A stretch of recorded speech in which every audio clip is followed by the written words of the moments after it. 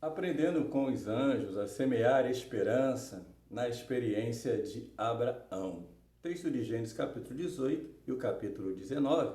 E a ideia central é, abre aspas, e ao amanhecer os anjos apertavam com Ló, sendo-lhes misericordioso o Senhor, fecha aspas. Gênesis 19 e 16. Como pano de fundo para esta reflexão, abre aspas, e qual dos anjos disse?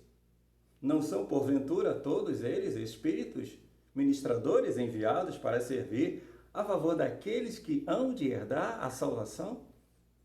Hebreus capítulo 1, de 13 a 14. A minha tese central para essa reflexão é: a esperança divina melhor semeada é feita misericordiosamente presencial e incisiva. A narrativa bíblica assim: o patriarca de Israel, chamado Abrão, recebe o chamado de Deus para sair de sua terra e de sua parentela, para ir para uma outra terra que ele lhe mostrará. Gênesis 12. Ele imediatamente obedece e, além de sua esposa, leva consigo seu sobrinho, chamado Ló. Deus lhe mostra então a terra de Canaã, dizendo que aquela terra ele e seu descendente herdaria. Bem, estando Abrão em sua comitiva em Canaã, por motivo de fome, desce ao Egito e, depois de alguns percalços, tem que sair de lá e, pela misericórdia de Deus, sai de lá mais rico. Abraão, se enriquecendo, seu sobrinho também se enriquece. E aconteceu uma contenda, uma desavença entre os pastores de Abrão e os de Ló, de maneira que esse tio propõe uma separação entre ele e seu sobrinho, dando Ló o direito de fazer a primeira escolha, dizendo: se você for para a esquerda, eu irei para a direita. Se a direita escolheres, eu irei para a esquerda. Então Ló escolheu as planícies do Jordão, pois aos seus olhos era como o jardim do Senhor, como a terra do Egito. Gênesis 13, 10. Bem, infelizmente, era uma região já condenada à destruição total e ele não sabia. Escolheu sem perguntar ao Senhor. Sodoma e Gomorra. Estando Ló já estabelecido em Sodoma, houve uma grande guerra e ele e sua família foram levados. Abraão, seu tio, montou um pequeno exército e o resgatou, não só a ele também, como os demais prisioneiros. Em caminho de volta, um sacerdote do Senhor, chamado Melquisedeque, levando-lhe pão e vinho, dizendo: bendito seja Abraão, pelo Deus Altíssimo, Criador dos céus e da terra. Bendito seja Deus Altíssimo, que entregou os teus inimigos nas tuas mãos. Abraão deu-lhe o dízimo de tudo. Esta é a primeira vez que aparece a ação de dizimar nas Escrituras Sagradas. Depois destas coisas, veio a palavra do Senhor a Abraão numa visão, dizendo: não temas, Abraão, o teu escudo, o teu galardão será grandíssimo. Tendo Deus mudado o nome de Abrão, pai exaltados, para Abraão, pai de uma multidão. Apesar de não terem filhos, pois Sarai, sua esposa, que também teve o seu nome mudado, Deus, Sara, princesa. Abraão creu na promessa de Deus que ele seria pai de uma multidão. Ao chegar aos 99 anos, já um tanto desanimado e estando assentado à porta da sua tenda por volta do meio-dia, o sol tinindo, levantou os olhos e viu 3 homens de pé em frente dele e rapidamente convidou para estar com ele, oferecendo-lhes água para lavar os pés e descanso sobre as árvores. Ofereceu também pão e eles concordaram. Abraão foi rapidamente a Sara e preparou o pão, o bezerro e deu o melhor que ele tinha de hospitalidade para aqueles 3 homens. E ele ficou em pé ao lado dele enquanto aqueles homens se alimentavam. E eles lhe perguntaram: onde está Sara, tua mulher? Ao que ele respondeu: está ali na tenda. E um deles lhe disse: certamente tornarei a ti no ano vindouro, e eis que Sara, tua mulher, terá um filho. E a idosa Sara estava escutando a porta da tenda, estava atrás dela, e ele não ovulava mais. E Sara riu, dizendo: terei ainda prazer depois de haver envelhecido, sendo também meu esposo já velho. E um deles disse: por que riu Sara? Há porventura alguma coisa difícil ao Senhor? Daqui a um ano, Sara terá um filho. Então Sara negou, dizendo: não me ri. Ao que respondeu: não é assim, porque riste. Então os três se levantaram e foram em direção a Sodoma, e Abraão ia com eles, e Deus não escondeu a Abraão que ia fazer com Sodoma e Gomorra. Então dois anjos foram a Sodoma e um ficou junto com Abraão. Então começou a interceder pelos moradores daquelas cidades. Porém, ele, sabendo que estava na presença de representante do Todo-Poderoso e Justo Deus, então começa a interceder. Se tiver lá, humildemente ele diz, se tiver lá pelo menos 50 justos na cidade, o Senhor pouparia a cidade? E o Senhor respondeu sim. Então Abraão vai diminuindo, diminuindo e chega a 10. E como não havia 10 justos naquela cidade, os anjos continuaram a fazer o que Deus lhe ordenara. Chegando os dois anjos em Sodoma, ficaram na praça e Ló, os vendo, convidou para forçosamente que pousasse em sua casa. E assim consentiram. Estando eles na casa de Ló, os moradores de Sodoma tentou invadir a casa dele para abusarem sexualmente deles. Porém, os anjos puxaram Ló para dentro da casa e cegou aqueles homens de maneira que não puderam entrar na casa de Ló. E já tinham dito ele que Deus iria destruir aquelas cidades e é para eles fugirem o mais rápido possível. Porém, Ló, parecendo não acreditar, ficou enrolando, enrolando, de maneira que os anjos pegaram-lhe pela mão dele, a ele, a sua mulher e as suas duas filhas, sendo-lhe misericordioso o Senhor. Quando tinham tirado bem para fora, disse um deles, escapa-te, salva a tua vida, não olhes para trás de ti, nem te detenha em toda a planície, escapa-te lá para o monte, para que não pereça. Gênesis 19, 17. Portanto, dessa narrativa destaco o tema, aprendendo com os anjos a semear esperança na experiência de Abraão.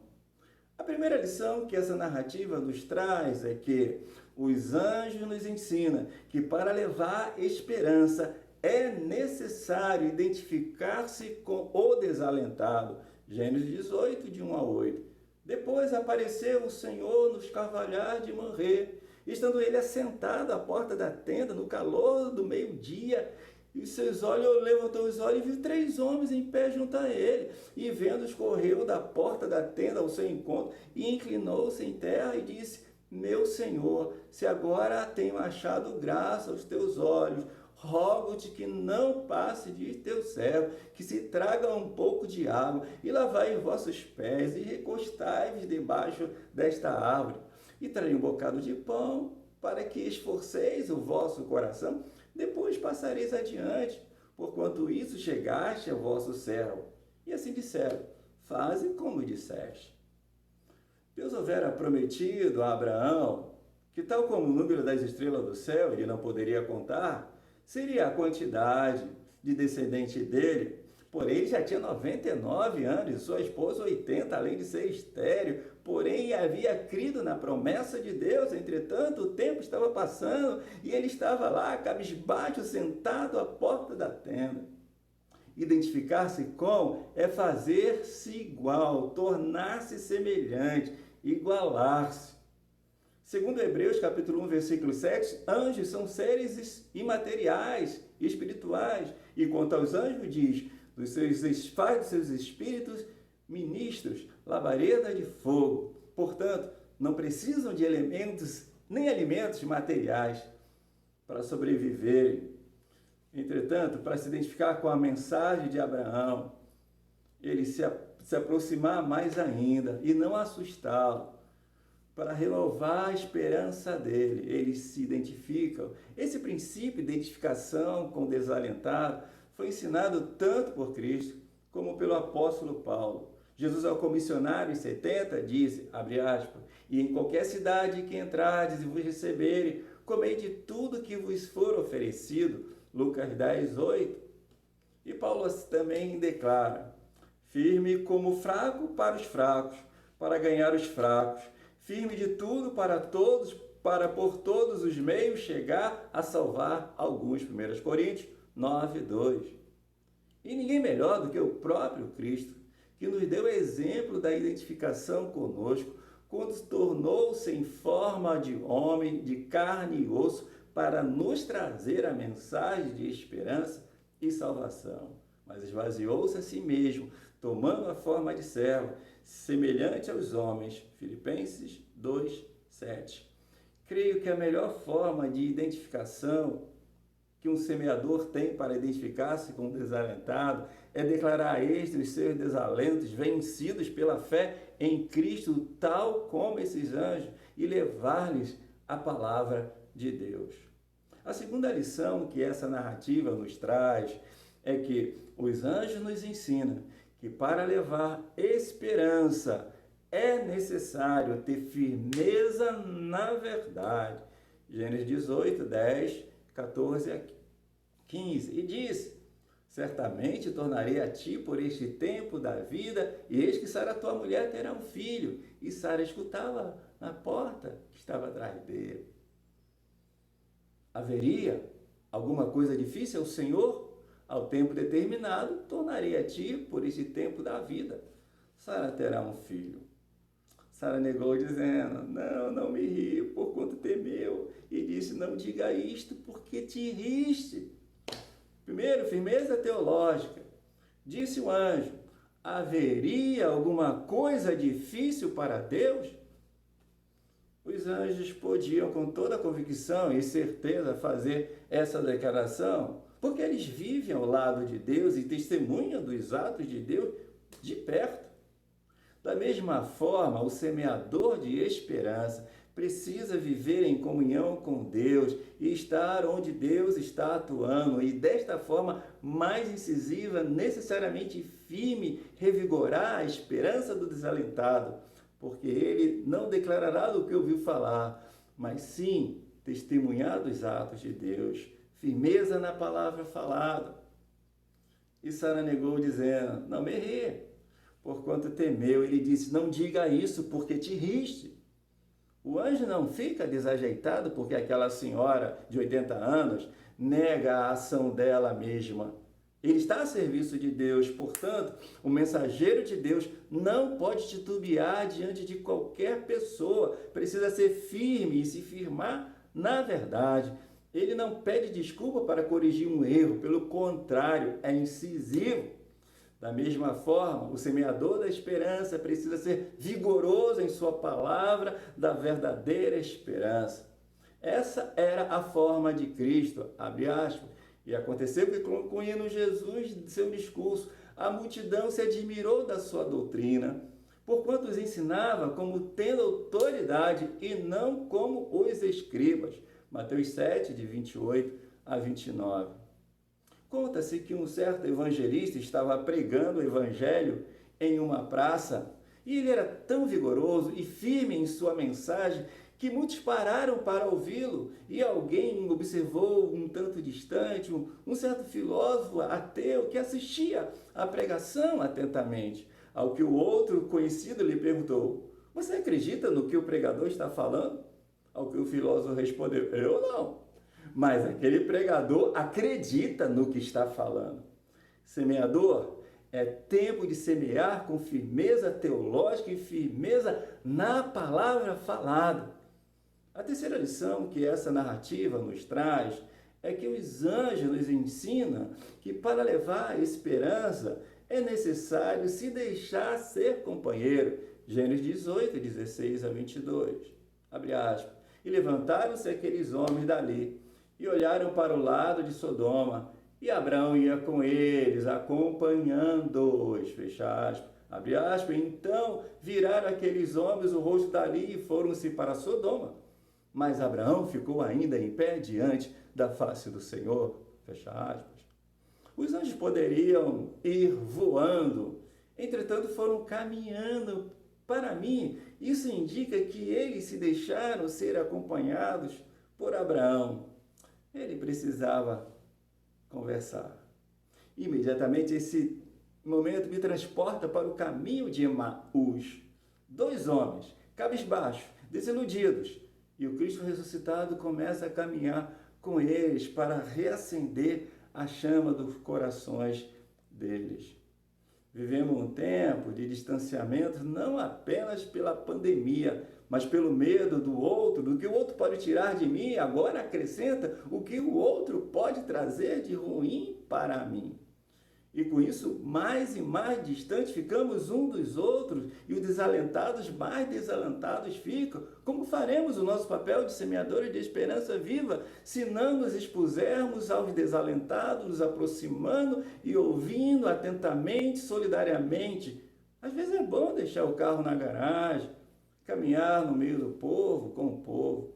Nosso mestre fez essa opção, comia com os pecadores, inclusive com os mal afamados, porque ele tinha uma missão. Os sãos não precisam de médicos, mas sim os doentes. A quarta lição que essa narrativa nos traz é que os anjos nos ensinam que para levar esperança é necessário, em algumas vezes, sermos coercitivos ao recalcitrante. Gênesis 19, de 15 a 16. Recalcitrar é demonstrar resistência, para obedecer, não ceder, obstinar-se. E ao amanhecer, os anjos apertaram Ló, dizendo: levanta-te, toma tua mulher e tuas 2 filhas que aqui estão, para que não pereças na injustiça desta cidade. Ele, porém, demorava-se, aqueles homens pegaram pela mão e pela mão da sua mulher e das suas filhas, sendo-lhe o Senhor misericordioso, e tiraram e puseram para fora da cidade. Essa história, na perspectiva da pedagogia dos anjos, está parecendo um script do episódio do Novo Testamento. Carregar calcitrante se deu aqui, o apego nas coisas material, tudo que Ló tinha construído, adquirido, estava lá. Sua resistência ao sair, com sua família, estava prontamente para destruí-la. Mas o Senhor foi misericórdia e o arrastou de lá. Há muitas pessoas que estão presas às coisas que os impedem a mover-se na direção da vontade de Deus e, consequentemente, não receberem o dom da esperança viva. No Novo Testamento, temos um homem impedido por suas limitações físicas que não podia chegar a Jesus. Então, 4 amigos literalmente o pegaram no colo e colocaram-no diante do Cristo. Então, o enfermo recebeu a cura. Saí pelos caminhos e valadas e forçai-os a entrar. Lucas 14, 23, o semeador, convicto que o homem sem Cristo está perdido, deve ser incisivo com o incrédulo para receber Cristo como seu Salvador. Na minha adolescência, eu tinha amigos da Assembleia de Deus e eles tinham uma prática que eu desconhecia. Quando o pregador fazia o apelo à fé em Cristo, um cristão que estivesse ao lado de um incrédulo tomava este pela mão, dizendo: vamos lá na frente aceitar a Cristo. Isto é ser incisivo. Hoje, à luz desta pedagogia angélica, vejo que eles estavam corretos. A quinta lição que essa narrativa nos traz é que os anjos nos ensinam que para levar esperança é necessário exercer misericórdia extensiva. Gênesis 19, 29. E aconteceu que, destruindo Deus as cidades da campina, lembrou-se Deus de Abraão e tirou Ló do meio da destruição, do meio daquelas cidades que ele havia derrubado.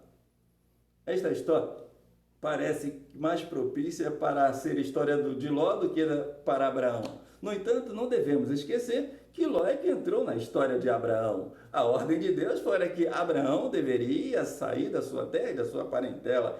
Entretanto, Abraão levou consigo o seu parente, Ló. Fica ratificado, confirmado nesse versículo, Gênesis 19, 29, já lido aqui.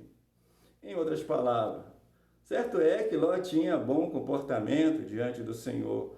Porém, na verdade, o Senhor foi misericordioso. Ele foi abençoado por estar sob a responsabilidade de Abraão.